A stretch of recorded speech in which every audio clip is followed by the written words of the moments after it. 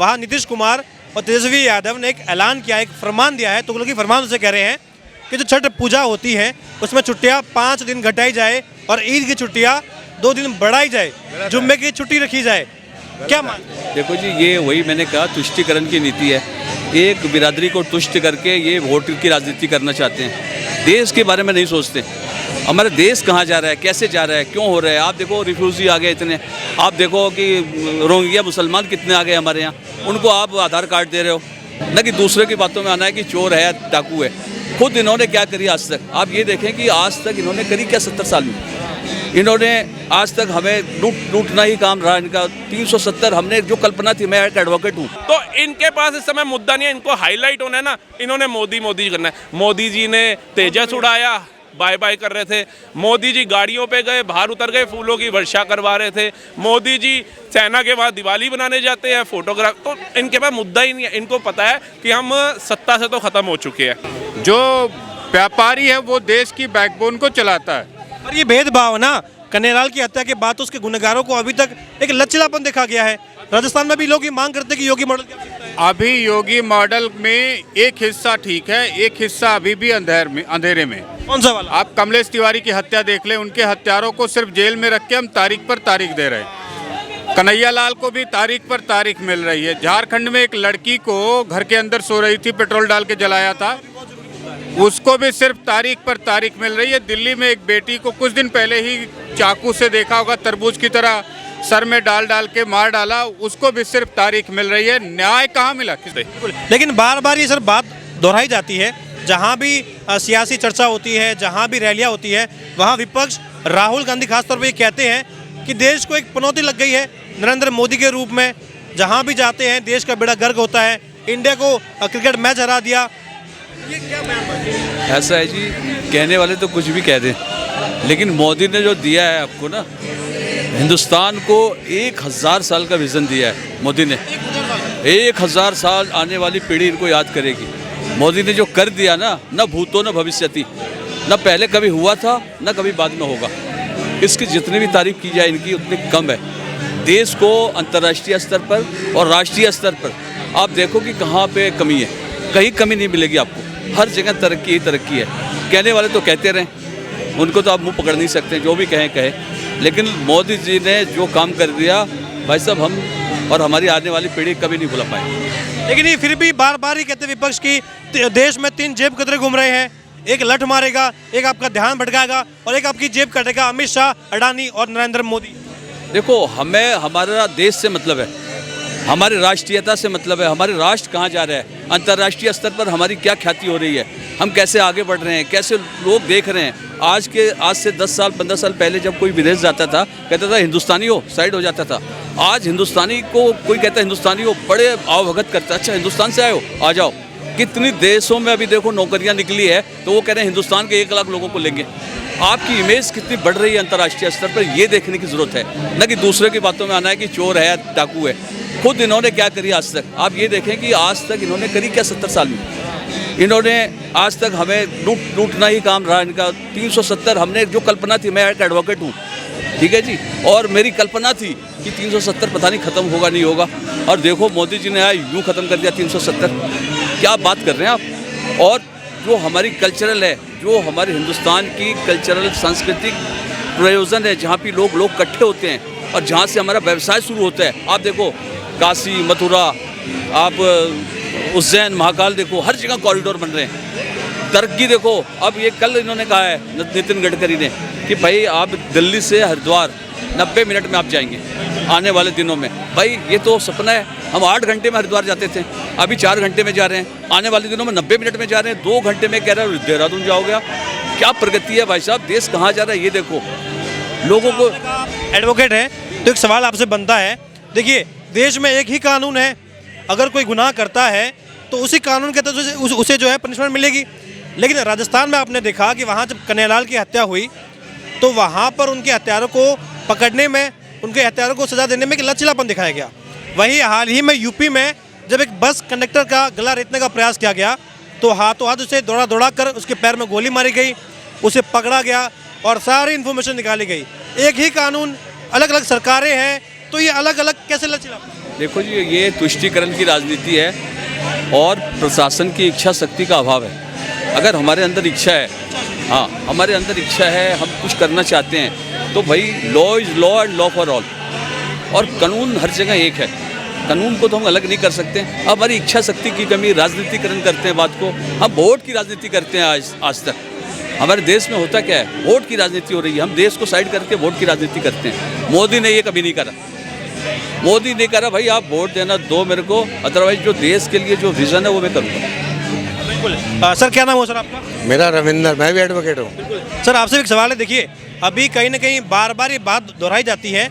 एक वर्ग वो ये कहता है कि हमारे लिए संविधान से भी बढ़कर है, हमारे शरीयत जो है उसके कानून वो हमारे लिए बढ़कर है, क्योंकि वो हमारे भगवान ने लिखा है, हमारे जो भी उन्होंने लिखा है, जो मान्यता है हमारी वो लिख के गए थे, तो हम उस पर बिलीव करेंगे, ना कि संविधान पे। वो हमारे लिए सेकेंडरी है। क्या कहना चाहेंगे आप? पहले तो वो अपना वो संविधान भी ठीक है, वो भी ठीक है जो आप बता रहे हैं। ऐसा है, सरिया कानून तो कुछ मतलब ही नहीं बनता। सरिया कानून में चोरी के बदले हाथ काटने की है, तो आप हाथ काटो, तो वहाँ क्यों नहीं रहते आप? वहाँ भी आप भेदभाव वाली वहाँ भेदभाव करते हो आप जहाँ आपको फ़ायदा है वहाँ तो आप दिखा देते हो सरिया कानून है, और जहाँ होना चाहिए वहाँ पे पीछे हट जाते हो। ये क्या फैक्टर है? और आप देखें कि वर्ल्ड में कितने मुस्लिम कंट्री हैं, किस मुस्लिम कंट्री में ये चीज़ है ये देखो आप ये देखो कि हमने कितनी सुविधा दे रखी है। आपको याद होगा सद्दाम हुसैन ने कहा था कि भारत के जो मुसलमान हैं दूसरे मुल्कों के मुसलमानों से ज़्यादा सुरक्षित हैं। हमारे यहाँ वो न्याय व्यवस्था है, हमारे अंदर जो तहजीब है, हमारे अंदर जो गंगा यमुनी की संस्कृति है, आज तक हमने आत्मसात किया।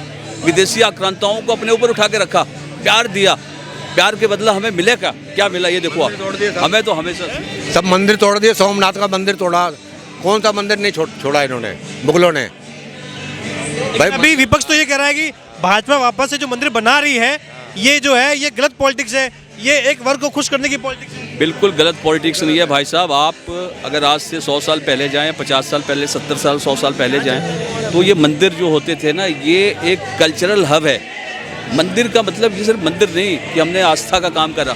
मंदिर से क्या होता है, सारे व्यवसाय चलते हैं। मंदिर से देखो कितने लोगों का व्यवसाय चलता है। आपका टूर एंड टूरिज्म जो डेवलपमेंट होता है वो मंदिर की वजह से होता है। करोड़ों हिंदुस्तानी हम हैं, जहाँ मंदिर बनता है वहाँ जाते हैं। कांग्रेसी तो ये भी कह रहे हैं कि राम मंदिर से हमें क्या मिल जाएगा भाई, राम मंदिर बन गया। राम आने वाले दिनों में उनको पता चलेगा कि राम मंदिर से क्या मिलेगा। राम मंदिर वर्ल्ड का टूरिस्ट प्लेस बन रहा है। आप किस दुनिया में हैं?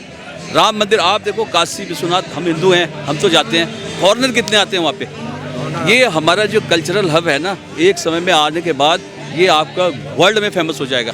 और राम मंदिर तो और ज़बरदस्त होगा, वो देख लेना। क्या लग रहा है आपको, ये 2024 के लोकसभा चुनाव भी बहुत नज़दीक है, विपक्ष की घेराबंदी है, अब बार बार आपने देखा बिहार में भी एक चीज़ है वो चर्चाओं में है। वहाँ नीतीश कुमार और तेजस्वी यादव ने एक ऐलान किया, एक फरमान दिया है, तुगलकी फरमान उसे कह रहे हैं कि जो छठ पूजा होती है उसमें छुट्टियाँ 5 दिन घटाई जाए और ईद की छुट्टियाँ 2 दिन बढ़ाई जाए, जुम्मे की छुट्टी रखी जाए। क्या मान? देखो जी, ये वही मैंने कहा तुष्टीकरण की नीति है। एक बिरादरी को तुष्ट करके ये वोट की राजनीति करना चाहते हैं, देश के बारे में नहीं सोचते। हमारा देश कहाँ जा रहा है, कैसे जा रहा है, क्यों हो रहा है। आप देखो रिफ्यूजी आ गए इतने, आप देखो कि रोहिंग्या मुसलमान कितने आ गए हमारे यहाँ, उनको आप आधार कार्ड दे रहे हो, उनको सारा सिस्टम कर रहे हो। और जहाँ पे नॉन बीजेपी गवर्नमेंट है आज की डेट में, आप देखें वहाँ पे मुस्लिम पॉपुलेशन बढ़ रहा है। मैं मुस्लिम के खिलाफ नहीं हूँ, मुस्लिम भी हमारे भाई हैं, लेकिन जो ये भेदभाव कर रहे हैं और जिस तरह से उनको तरजीह दे रहे हैं, डिवाइड एंड रूल की बातें कर रहे हैं, ये गलत है कांग्रेसियों की और जो भी सरकार है इनके पास है। आप क्या मानते हैं, कैसी पॉलिटिक्स है ये बिहार में जो हो रही है? ये तो गलत है। नीतीश तो खेल रहा है ना, लल्लुआ के साथ में खेल रहा है। हाँ, पीछे तो लालू ही है, लालू कर रहा है। पीछे लालू है। हाँ पीछे, और जो इसका लौंडा है पीछे लालू ही है, और क्या। लालू ही तो कर रहा काम। उसको तो जेल में डालना चाहिए साले को, लालू को। हाँ बिल्कुल, लालू को डालना चाहिए। वो तो कह रहे हैं कि पहले भी हमें जो है गलत जो लगाया गया आरोप भी हम। अरे सब चारा खा गए, सब खा गए, जानवरों का चारा खा गए। उनका भविष्य है क्या? ना कोई नहीं है, ये सब बीमार है, बीमार पार्टी है, बीमार पार्टी। तो कह रहे मोदी को उखाड़ फेंकेंगे, भाजपा कोई नहीं उखाड़ सकता, उसको कोई नहीं उखाड़ सकता, मोदी जी को कोई नहीं उखाड़ सकता। क्या लग रहा है आपको, भविष्य है? 101% भविष्य है भाई साहब। मोदी का आज की डेट में कोई विकल्प नहीं है। आप किसी भी पार्टी में देखें, किसी भी पार्टी में कोई ऐसा नेता नहीं है जिसको आप तवज्जो दें। कि देखिए अभी जब दोहराए विपक्ष के सामने भी ये है कि जब पूरा माहौल बन चुका है, अभी कई राज्यों में विधानसभा के चुनाव हो गए हैं, वहाँ विपक्ष अभी भी ये बात कर रहा है कि हम गारंटी दे रहे हैं, हम फलानी गारंटी देते हैं, हम 7 गारंटी देते हैं, हम 10 गारंटी देते हैं। राहुल गांधी भी जहाँ जाते हैं अपनी गारंटी बांटते फिरते हैं। भाजपा के नेता ये कह रहे हैं कि भाई आप सत्ता में है नहीं, आप किस बात की गारंटी दे रहे हैं? जो सत्ता में है उसकी गारंटी मानिएगा या जो विपक्ष में बैठे उसकी गारंटी मानिएगा? देखिए, मैं कहता हूँ ना, एक इंसान होता है वो अपने कार्यों से तरक्की पाता है, अपने कार्य करके दुनिया को खुश करता है। इनके पास कोई कार्य नहीं करने के लिए 9.5 साल का समय था इनके पास। ये अपने कुछ कार्य ऐसे करते, कई स्टेटों में इनकी सरकारें हैं ना, ये ऐसा कार्य कर देते जैसे आज हर एक स्टेट योगी मांग रही है। इनके भी किसी सीएम का नाम आता? किसी का सुना आपने? किसी भी एक सीएम का नाम नहीं है। क्यों नहीं है? क्योंकि ये इनका रोना क्या था? महंगाई, भ्रष्टाचारी, महंगाई, भ्रष्टाचारी। जहाँ जा रहे हैं फ्री की रेवड़ियाँ बांट रहे हैं। लेकिन अभी राजस्थान में आपकी सरकार थी अभी तक, अब इलेक्शन हुआ, आपने उधर क्यों नहीं किया? बेरोजगारी कम क्यों नहीं करी? मोदी प्रधानमंत्री के पद पर बैठ करके ये इंसान बोल रहा है कि हमने वैट घटाया है कोरोना महामारी के बाद, लोगों पर, आम जनता पर भार ना पड़े, बाकी राज्य भी अपना वैट और टैक्स घटाएं। क्या राजस्थान ने घटाया? सबसे ज़्यादा पेट्रोल वहाँ पर। फिर ये मुद्दा लेके आते हैं अडानी अंबानी। 60,000 करोड़ का प्रोजेक्ट इन्होंने राजस्थान में लिया। अगर अडानी अंबानी देश को खोखला कर रहे हैं, देश के लिए नासूर हैं, तो आप अपने राज्यों के अंदर उनसे जो है रोजगार, जो अपने ये उद्योग है, ये क्यों उत्पन्न करवाते हैं? इनके ऊपर सबसे पहले रोक लगाइए ताकि जनता को लगे हाँ ये वाकई में नासूर है। ये क्या करते हैं? तुष्टिकरण की और बग लगाने की कोशिश करते हैं जनता को। जैसे कहते हैं ना बॉलीवुड है, बॉलीवुड के अंदर आप अगर राहुल राय के ऊपर कोई छेड़छाड़ या कुछ पंगा होगा ना, इतना हाईलाइट नहीं होगा, लेकिन वही जब सलमान खान, शाहरुख खान पे होगा ना, हाईलाइट हो जाएगा। तो इनके पास इस समय मुद्दा, इनको हाईलाइट होना है ना, इन्होंने मोदी करना है। मोदी जी ने तेजस उड़ाया, बाय बाय कर रहे थे। मोदी जी गाड़ियों पे गए, बाहर उतर गए, फूलों की वर्षा करवा रहे थे। मोदी जी सेना के बाद दिवाली बनाने जाते हैं, फोटोग्राफ। तो इनके पास मुद्दा ही नहीं है। इनको पता है कि हम सत्ता से तो खत्म हो चुके हैं, बच्ची कुची जो गिनी चुनी सीटें हैं उससे भी 2024 में चले जाएंगे। मैं आऊँगा वापस आप पे। अब सर देखिए, कहीं ना कहीं इस बार जो हमारे देश में कानून एक ही है। अगर कोई दंड होता है, अगर कोई गुनाह करता है, तो उस पर एक ही कानून के तहत एक ही कार्रवाई होनी चाहिए। लेकिन राजस्थान में कन्हैयालाल की हत्या हुई, उस पर जो लचीलापन देखा गया, उसके बाद यूपी में हाल ही में बस कंडक्टर का जो गला रेतने की कोशिश की गई, उस पर जो कार्रवाई हुई, अलग अलग कार्रवाई है। क्या मानते हैं आप, वाकई में किसकी आवश्यकता है? देखिए, जब तक जस्टिस आप इस्टेब्लिश नहीं करेंगे कुछ नहीं होने वाला देश में। जम्मू कश्मीर की हालत जो थी वो हर राज्य से बदतर थी। जस्टिस होने लगा, वहाँ के जो तमाम दंगाई थे, जो तमाम आतंकवादी कनेक्शन थे, सबके साथ जब जस्टिस हुआ, अपने आप सब शांत बैठ गए ना। सबकी फंडिंग खत्म हो गई, कुछ लोग जेल में चले गए, किसी को उम्र कैद हो गई। तो जस्टिस मेक्स द रेवोल्यूशन। तो अभी क्या लग रहा है आपको? बहरहाल सरकार अभी भाजपा की है। ये हाफ जो है पॉलिटिक्स और डिसीजन है, डेवलपमेंट है, जो पुलिस के एंगल पे सही हुआ। लेकिन अभी जुडिशरी के एंगल पर, मुख्यमंत्री के इच्छा शक्ति के एंगल पर, नेताओं के अपने राज्य के निर्माण और व्यवस्थाओं के ऊपर अंधेरा छाया हुआ है। जस्टिस कब देंगे आप उनको? जब तक आप जस्टिस नहीं करेंगे, कोई पुलिस के गिरफ्तारी से अपराध नहीं रुकने वाला है। तो क्या लग रहा है 24 में क्या माहौल रहेगा? देखिए, योगी आदित्यनाथ का जो मॉडल है वो जस्टिस का मॉडल है और इमीडिएट जस्टिस है। लेकिन वो इमीडिएट जस्टिस हाफ साइड ही हो रहा है। हाफ साइड जो बीजेपी दोबारा आएगी, सीट कम होंगी, और वो बीजेपी के परफॉर्मेंस पे नहीं है। इस देश का डीएनए ऐसा है, इसमें विपक्ष हमेशा रहता ही रहता है। अब हिंदुस्तान के लोग जो हैं परमानेंट, किसी से ज़्यादा दिन तक हम लोग खुश नहीं रह पाते, इसलिए भाजपा लगभग 50 सीटें लूज कर रही है। लेकिन ये राहुल गांधी एक और बयान चर्चाओं में है, बड़ा वायरल भी हो रहा है, जहाँ जाते बार बार ही दोहराते हैं कि देश में 3 जेब कतरे घूम रहे हैं। एक लठ मारेगा, एक ध्यान भटकाएगा और एक आपकी जेब काटेगा। अडानी, अमित शाह और नरेंद्र मोदी जो भारत के प्रधानमंत्री। अडानी, अमित शाह और मोदी, देखिए बंदा जब माइक पे आकर, वो भी इतने बड़े पार्टी का बंदा आकर के और इतने बड़े परिवार का बंदा आकर के अगर माइक पे कुछ बोलता है ना, तो समझो डर कहीं ना कहीं है। उनके पास मुद्दा है, क्योंकि अमित शाह जी को चाणक्य बोला जाता है राजनीति का। वो चुनाव मिनट में घुमाना जानते हैं, तभी आज सत्ता के अंदर है।